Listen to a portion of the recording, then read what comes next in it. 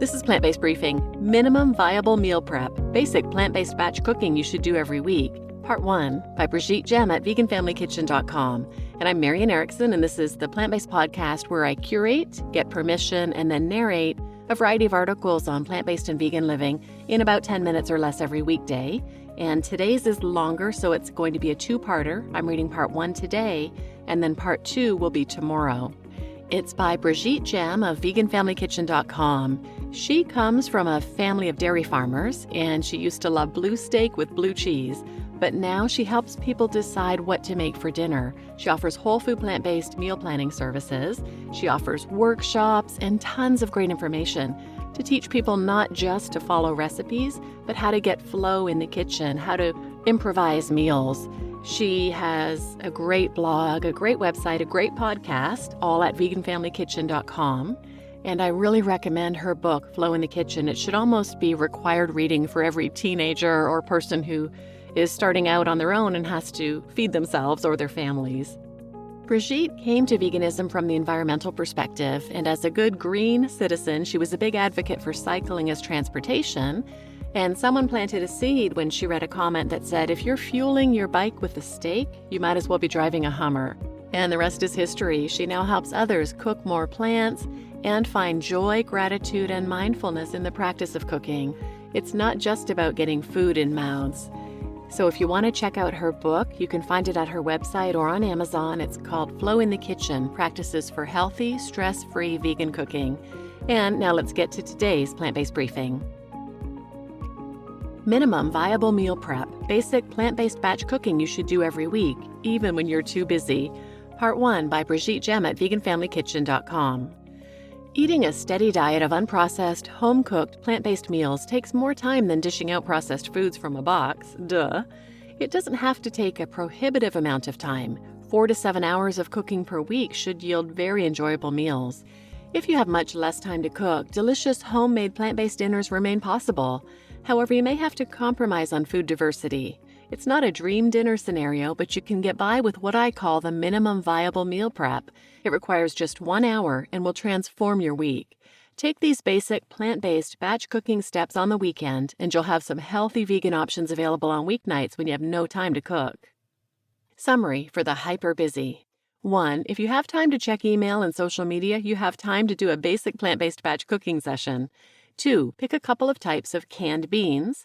3. Choose a whole grain such as brown or red rice, quinoa, farro, buckwheat, etc. Switch from week to week. 4. Roast some orange vegetables like sweet potatoes, carrots, and/or squash. Switch from week to week. 5. Cook a soup or stew that includes vegetables and beans, and perhaps grains too. 6. Make sure you have and use ready-to-eat greens like baby kale and power greens mixes, for example. 7. Prep your items in a certain order to get it all done in an hour or so. 8. Jazz it up with pantry staples. 9. Eat it throughout the week. And 10. Switch it up next week. What if you don't have time for basic plant-based batch cooking? Before I proceed with my suggestions, I want to acknowledge something. Not everyone has weekend time to cook. Many of us work long hours most days of the week or multiple jobs to make ends meet. Others are committed to caring for loved ones in a way that detracts them from caring about their own health. The obstacles to eating better dinners are, for some, insurmountable. That being said, many of us are also just busy. We have said yes to a lot of important and interesting engagements for ourselves and for our loved ones, but without considering our other priorities, like eating nourishing food so we can thrive.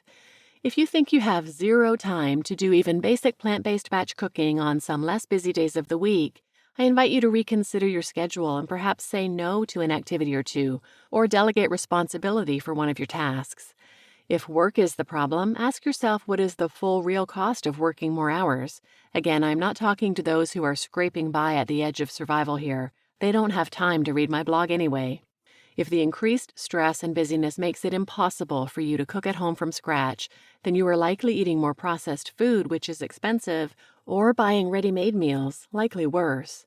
Perhaps you buy groceries in hopes of preparing a series of delightful dinners, but end up wasting most of that food and money because it spoils before you cook it. In addition, the long-term costs of eating an unhealthy diet with too much fat and sodium and too many calories include years of decreased quality of life, a costly medication regimen, and overwhelming health expenses. For what? Take a hard look at your life. Can you claim an hour to do this basic plant-based batch cooking at some time during the week? In this post, I'm not proposing that you should spend 3 hours on Sunday plus 15 to 30 minutes every weeknight to cook dinner. Instead, just take an hour to make a difference with this minimum viable meal prep plan. Pick your plant-based basics, beans and grains. Pulses and whole grains form the backbone of vegan nutrition. Both have fiber and protein as well as many micronutrients we need. Although it's technically possible to thrive without them, busy people will need to rely on them for the majority of their daily nourishment. And that's great because they're both diverse and delicious. Both categories should be represented in your basic vegan batch cooking plan. Pulses. This category includes beans, lentils, chickpeas, split peas, edamame, and their derivatives such as tofu, a minimally transformed soy product. There are so many options. Just make sure you always have a few in stock. Choosing a dark-colored bean like black beans, kidney beans, etc. will also increase the amount of phytonutrients you get in every bite compared to white beans and chickpeas. But chickpeas are really yummy, so just make sure you mix things up from week to week. If you are starved for time, I won't suggest that you cook your beans from scratch. Dry beans are cheaper, but if you have only minutes to spend on your meals, they're not the best investment of your time. Get canned beans. Grains. Think beyond the wheat. Yes, pasta is delicious, especially with one of my instant sauces linked here if you have an extra 10 minutes. So is bread, but you can prep something more wholesome and nutritious in mere minutes. Pick a whole grain or pseudo-grain, whether it's brown or red rice, quinoa, barley, farro, buckwheat, millet, or freekeh. Follow package instructions or learn about my easy fuss-free methods for rice and quinoa linked here. If you are really pressed for time, couscous is practically instant and can be found in a whole wheat version. Roast the oranges. Root vegetables and winter squashes are inexpensive and robust vegetables you can keep for several weeks in your produce drawer. The red and orange ones are particularly good sources of carotenoids critical for eye health. Roasting enhances their flavors while enhancing the availability of their nutrients. Plus, the hands-on time requirement is very short. My top choices are orange sweet potato, so-called yam, carrots, and red onions. They're particularly awesome because they require minimal preparation before roasting and deliver a big nutritional punch in addition to rich flavor. Sweet potatoes and carrots just need a thorough brushing, no need to peel. Onions do need to have their outer skin removed, of course, but it's a quick job. Hacking the veggies in 3/4-inch cubish pieces will do. Spread on a baking sheet lined with parchment paper to speed up cleaning.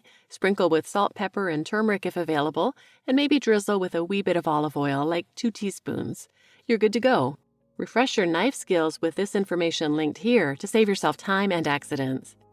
Many squashes do not need to be peeled either, but if you choose to do it, it's easier to do so after they've been roasted. Either way, you have to start by halving them and removing the seeds and fibrous bits. You can roast them just like that, cut face down on a lined baking sheet. Roasting halves will require more time in the oven than dicing. And if you forget them in the oven too long, you'll get to scoop out ready-made squash puree. Lovely! You just listened to Minimal Viable Meal Prep, Basic Plant-Based Batch Cooking You Should Do Every Week, Even When You Were Too Busy, Part 1 by Brigitte Gemme at veganfamilykitchen.com. And I'm your host, Marian Erickson.